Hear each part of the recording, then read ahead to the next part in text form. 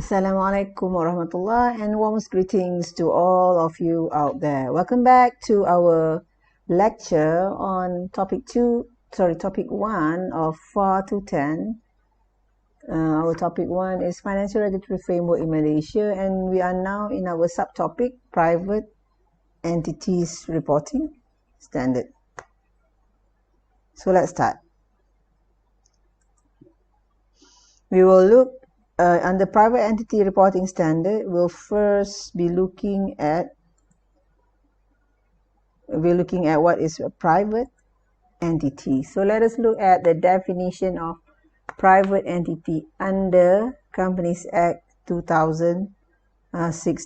Companies Act 2016. Yeah, Companies Act 2016 applies to both private and public company. Okay. Public and private company. So I'm just trying to find my highlighter. I'm trying to change the color. Okay, done. So for your information, private entity, as we have discussed earlier under the summary of the reporting requirement, remember we talked about private entity, which is Sdn Bhd. They are not required to prepare or lodge any financial statement. They are actually a company which are not prepared to lodge a financial statement on any law administered by Security Commission or Bank Negara Malaysia. So private company, they are not bound by the rules issued by Security Commission and Bank Negara Malaysia. And another one is that they are not a subsidiary or associate of the company, another company, jointly controlled, and entity which is required to prepare or lodge any financial statement. So they are not even a subsidiary, associate, or under any public company. So it is just that they are a Sdn Bhd, right? So if that is the case, they are a private company. So in Malaysia now we move on to Private Entity Reporting Standard, which is abbreviated as PERS. Yeah, PERS. So in Malaysia it started off in 2006, where in 2006 the government, which is the MASB, announced that private entities need to comply with the requirement of the MFRS. So in 2006, of course, they were not called MFRS. Yeah, for your information, in 2006, the word Malaysian Financial Reporting Standard were not even there. So it is only called FRS. So they were not required to comply with the FRS at that time. And at that time, that FRS is actually the approved accounting standard during 2006. They are now required to make a choice, so they can choose to apply either the PERS framework, to apply the private reporting standards, which is the PERS framework.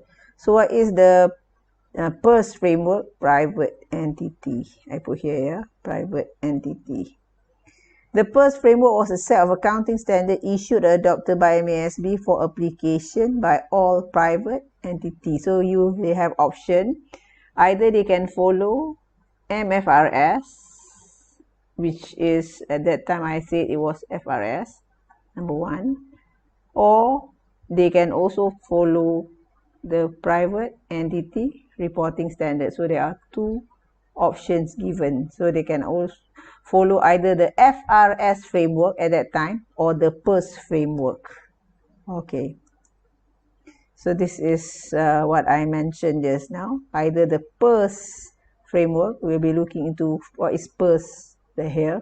PERS refers to Private Entity Reporting Standard, or the Private Entity Reporting Standard, or the FRS, Financial Reporting Standard at that time. Now it is renamed and be called MFRS starting from 1st January 2012. Between 2006 until 2011, I mean, the FRS were the name given, but after that they will call Malaysian Financial Reporting Standard with the addition of the word Malaysian. So they have the option, yeah, either to take number 1 or maybe number 2. If you take number 1, you need to follow it entirely, and if you take number 2, which is the approved accounting standard of MASB,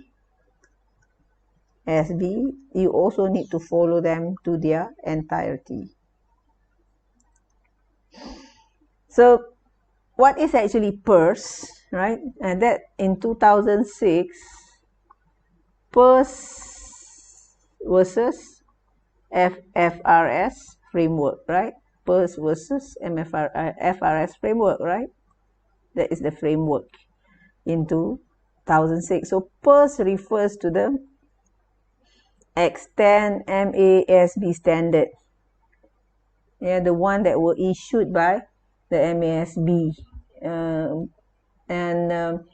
The extant MASB standard, yeah, that were issued by MASB.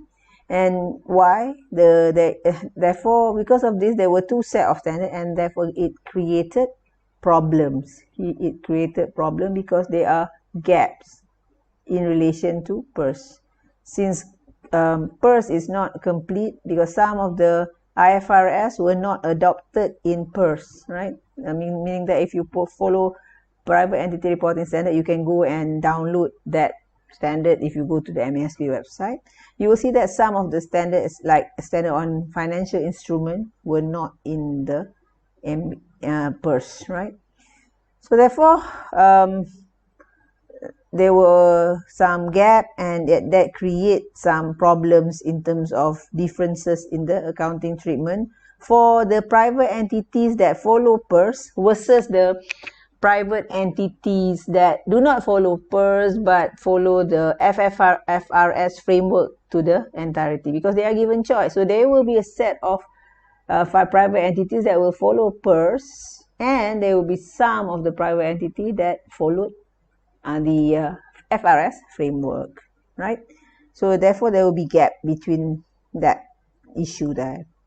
And in 2013, yeah, looking at that particular problem, what were done by MASB following the international move, yeah, done by IASB, MASB issued another one they call Malaysian Private Entity Reporting Standard in 2013, which is Exposure Draft 77, to propose, they just make a proposal, a single MPERS framework for a private entity. So before that, they are given an option, right, to follow the FRS and PERS. Now they propose a single framework, which is MPERS framework. MPERS framework. Before that, they had separated into 2 reporting framework, yeah, in 2006. But now they have the intention that why not we have just one single MPERS framework for all private entities.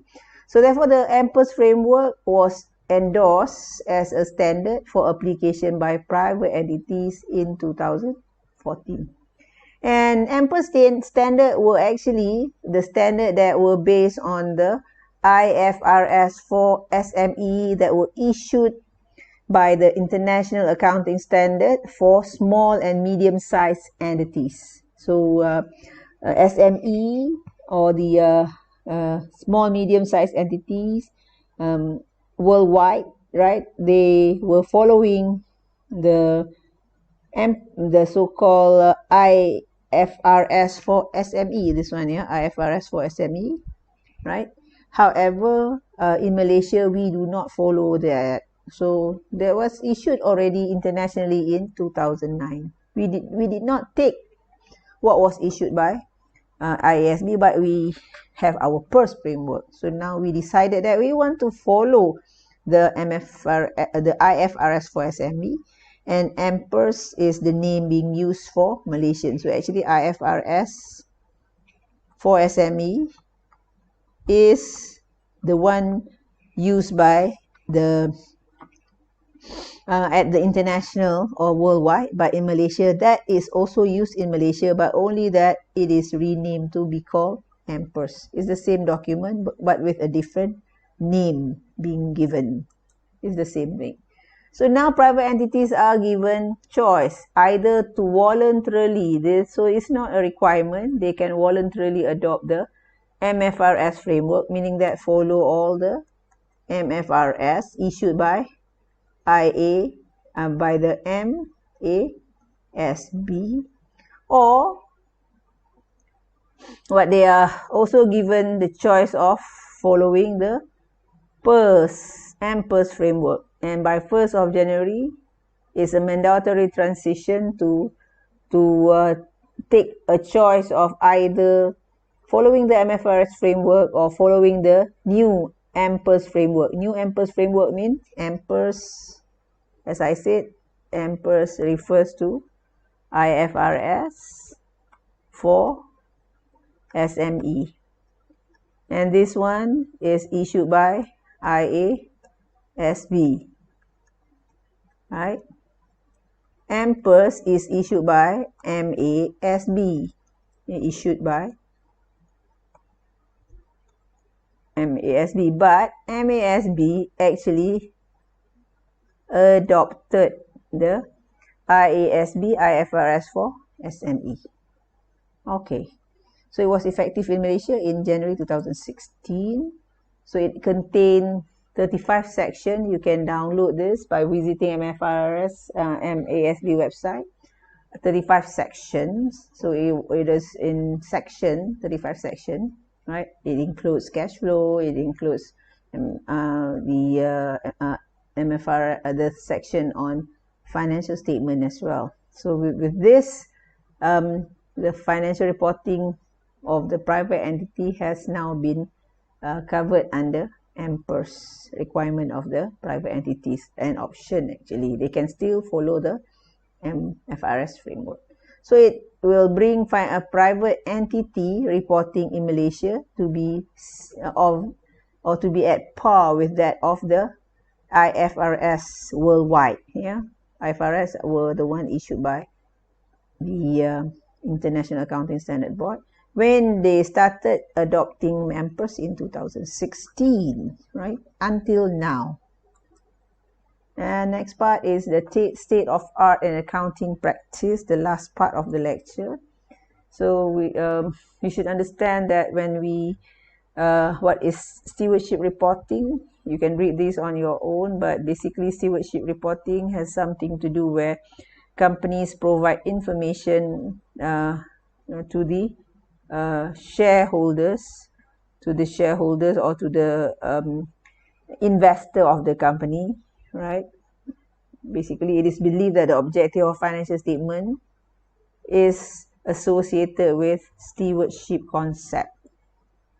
Stewardship concept where you provide information on how the asset or the cash that were invested in the company, which is the asset actually, right, are managed by the company. You normally invest cash into the company. So when you invest cash, that becomes the capital of the company, right? And therefore, that capital is being managed to the interest of the shareholders, and also to protect the shareholders from any frauds or any mismanagement, anything to do with the management practice that does not follow the good governance. So under this concept, companies are entrusted to discharge their responsibility. When we talk about company, is the director of the company that are entrusted to discharge the responsibility. How? By publication of annual report. Annual report here will contain financial statement. So that financial statement or the financial report are published and being issued to the shareholders, and it is with the objective that that financial statement will be able to protect shareholders from fraudulent management practice. So fraud, to be able to give early detection of if there is any fraud, and to be able to show if there is any fraud, right, by looking at the role of the directors.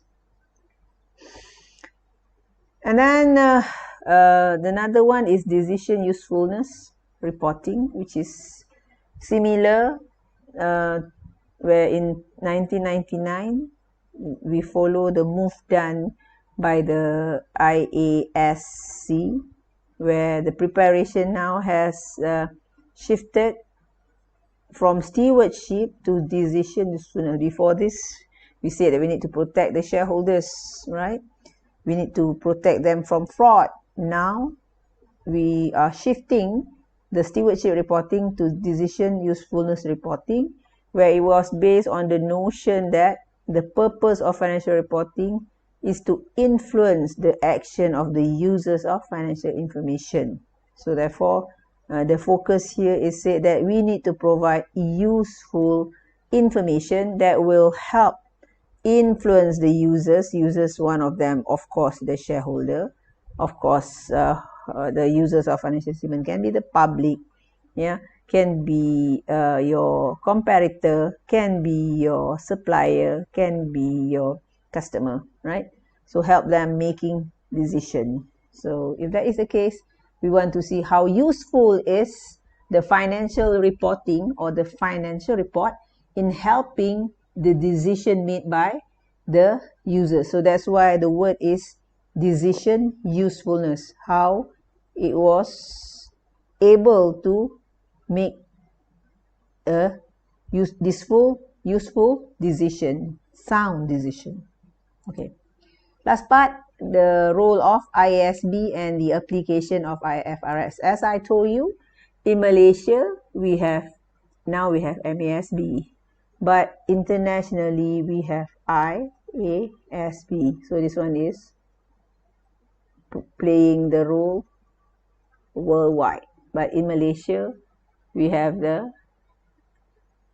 this one to represent us, right? Okay. So IASB have IAS and IFRS, right? IAS was the name used for the standard issued by IASC in between, this one is in between 1973 until 2001. IFRS is in between, meaning that we are talking about what you have now, right? MASB, of course, now we have the MFRS. So we want to see this part, the role of IASB and the application of IFRS as financial reporting standard in Malaysia with our focus. So IASB, what is it? A private sector body, you can read this. It developed and approved international financial reporting standard, so abbreviated as IFRS. It was actually under the oversight of IFRS Foundation. So IASB, the overseeing body is IFRS. MASB, the overseeing body is the FRS. So it follows a similar framework. Formed in April 2001 to replace IASC. IASC was formed in 1973. So before it was called IASB, it was IASC, International Accounting Standard Committee, right? And that is created by national accountancy bodies from a number of countries in 1973. For more detail, you can refer this website. Next. So under the IFRS Foundation Constitution, IASB has the responsibility for technical matters relating to the IFRS, yeah, issuing and pursuing, developing technical agenda. You can check the IFRS website. We just click the first row that comes under your Google search. Yeah, that is the one. Preparation and issuing of IFRS, any exposure draft, and also that has to be followed a due process that has been stipulated, and the approval and issuing of whatever interpretation, right? You can refer this in detail. So our focus here is looking at how the convergence of MASB MFRS framework with the global IFRS standard. And what is the term convergence? has something, what is the importance of the term convergent and what is the meaning of the term convergent. The word convergent is saying that we will still be, we need to comply with the local legislation on financial reporting before we straight away adopt the IAS or the IFRS for the application in Malaysia. So in Malaysia, what we do is we do not issue standard from zero. What we normally do is we make use of the IAS and IFRS standard that were issued by the ISB. So therefore, before we can adopt, we need to make sure that we comply with the local legislation. So the word convergence means that we have to ensure there is a full compliance. Full compliance means word for word the same. The word for word the same here means only that maybe in Malaysia we use ringgit Malaysia, of course, but internationally the word in the MFRS and the word in the IFRS are basically the same. Only that we have Malaysianized it by putting the word M in front, FRS, but the word M is Malaysia, here the word I is international. So convergent means full compliance. We need to ensure that Malaysian standards are of the same as of those issued by IASB, the IFRS standard. So the new IFRS compliant, the standard that follows the IFRS standard, the Malaysian standard that follows MFRS standard that follows IFRS standard, word for word. Word for word.